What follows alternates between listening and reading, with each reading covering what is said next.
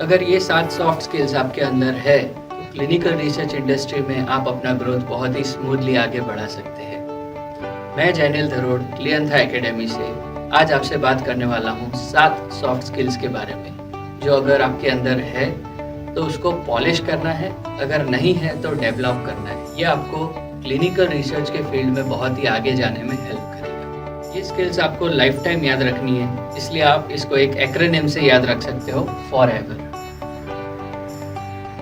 तो चलिए अब इस वर्ड को एक एक लेटर से देखते हैं। First one is F, fluency in English language. जी हाँ, इंग्लिश हमारी बिजनेस लैंग्वेज है, आप मानो या ना मानो। हम जब भी स्पॉन्सर से डील करते हैं, इन्वेस्टिगेटर से डील करते हैं, सीआरओ के टीम मेंबर से डील करते हैं, तो ये जो इंग्लिश लैंग्वेज है, this is the mode of communication. अगर आपकी इंग्लिश अच्छी नहीं है, अगर आप इंग्लिश में फ्लुएंट नहीं है, तो मिसकम्युनिकेशन और एरर होने के चांसेस बढ़ जाते हैं। इसलिए fluency in English language is most required. Number 2 पे है ओ, ऑर्गेनाइजेशनल एंड मैनेजमेंट स्किल। आप क्लिनिकल रिसर्च में अगर हो तो मल्टीटास्किंग आता है, और मल्टीटास्किंग में मल्टीपल टास्क आपको एक साथ परफॉर्म करने होते हैं। अब अगर इस टास्क को आप इजीली ऑर्गेनाइज कर सको, इसको प्रायोरिटाइज और मैनेज कर सको, तो आपका ग्रोथ क्लिनिकल रिसर्च इंडस्ट्री में बहुत ही एफिशिएंट मैनर में होगा। नंबर 3 पे आता है आर, roots of MS Office. Word, PowerPoint, Excel, ये चीज़ें हम बचपन से करते आए हैं, हमें पता है कि कैसे इसको ऑपरेट करना है। लेकिन इसका इम्पोर्टेंस क्लिनिकल रिसर्च इंडस्ट्री में कैसे है? पहला, वर्ड। अगर आपको किसी चीज़ को डॉक्यूमेंट करना है, उसका प्रॉपर फॉर्मेटिंग जो है वो माइक्रोसॉफ्ट वर्ड में आप कर सकते हैं। सेकेंड है एक्सेल। आप मल्टीटास्किंग जब करते हो तो मल्टीपल टास्क के साथ आप डील करते हो, तो उसका जो ट्रैक रखना होता है, आप बहुत सारे वेंडर्स के साथ डील करते हो, तो वो वेंडर्स का ट्रैक, तो वो सारे ट्रैकर्स जो है वो आप एक्सेल में इजीली बना सकते हो और उसको ऑपरेट कर सकते हो। नंबर 3 पे है पावर पॉइंट। पावर पॉइंट एक विजुअल रिप्रेजेंटेशन है आपके डेटा का। आप जो भी चीज़ इजीली वर्ड से या एक्सेल से नहीं समझा पाते, उसको आप पावर पॉइंट में बहुत ही ग्राफिकल या पिक्टोरियल मैनर में समझा सकते हैं, इसलिए पावर पॉइंट भी यहाँ पे यूजफुल होता है। नंबर 4 पे आता है excellent interpersonal skills. Excellent interpersonal skills जो है वो एक कम्युनिकेशन स्किल है। ये स्किल आपको प्रॉब्लम सॉल्विंग में बहुत ही हेल्प कर सकती है। अगर हम देखें, क्लिनिकल रिसर्च में हम डेटा के साथ काम करते हैं, यहाँ पे बहुत सारे प्रॉब्लम्स आने के चांसेस है। तो अगर आपका कम्युनिकेशन स्किल बेटर है, तो आप अपने टीम से या अपने सीनियर से कम्युनिकेट करके उस प्रॉब्लम को इजीली सॉल्व कर सकते हैं। अगर आप कम्युनिकेट ही नहीं कर पाते, तो वो प्रॉब्लम वहीं का वहीं रहेगा और वो सॉल्व कभी नहीं होगा। इसलिए एक्सेलेंट इंटरपर्सनल कम्युनिकेशन स्किल बहुत ही इम्पॉर्टेंट है।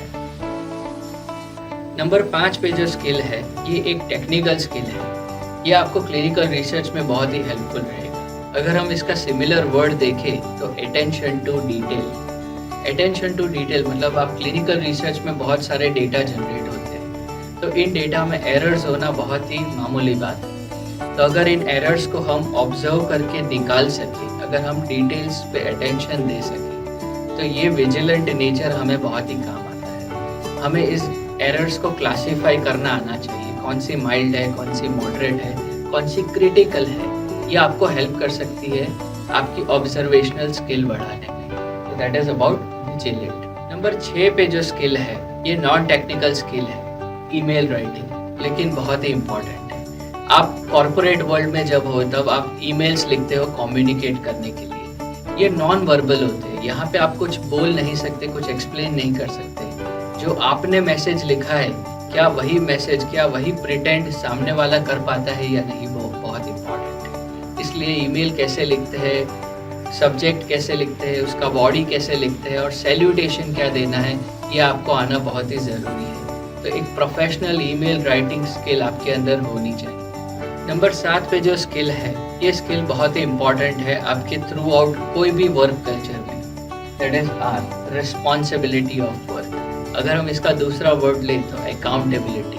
आपको जो भी टास्क डेलीगेट किया जाता है, उस टास्क को कंप्लीट करना, उस टास्क को पूरी तरह से अंजाम देना, वो आपके हाथ में होता है, उसकी रिस्पॉन्सिबिलिटी आपको लेनी है, and that is very important. अगर ये 7 सॉफ्ट स्किल्स आप अपने अंदर डेवलप कर ले, अगर आपके अंदर ऑलरेडी है तो उसको पॉलिश करते रहे, तो डेफिनेटली आपका जो ग्रोथ है क्लिनिकल रिसर्च में वो बहुत ही स्मूथ रहेगा।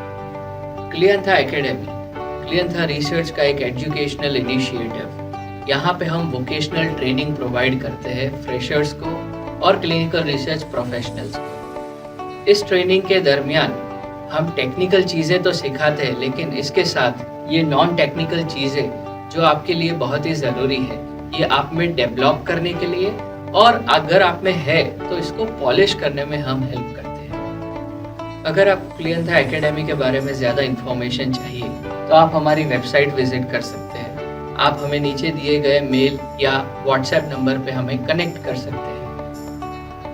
क्लियंथा एकेडमी के बारे में अपडेट्स लेने के लिए आप हमारी यूट्यूब चैनल के साथ जुड़े रह सकते हैं, और आगे हम आपको ऐसे ही अपडेट्स देते रहेंगे। Thank you.